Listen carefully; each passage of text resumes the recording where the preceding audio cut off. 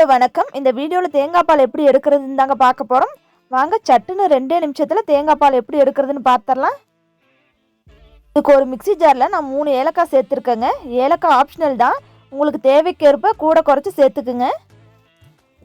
நான் இது கூடவே 1 கப் தேங்காய் சேர்த்துருக்கேங்க.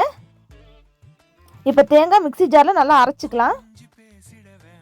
இப்போ தேங்காய் அரைப்பட்டுருச்சுங்க. நான் தண்ணி சேர்த்து அரைச்சிக்கிறேன்.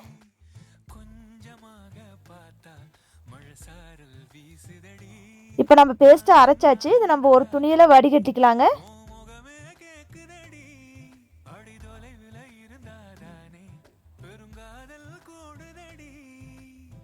இது கூடவே நான் 1/2 கப் சர்க்கரை சேர்த்துருக்கேன். சர்க்கரையை நல்லா கலந்துக்குங்க. அவ்வளோதாங்க, அருமையான தேங்காய் பால் ரெடி.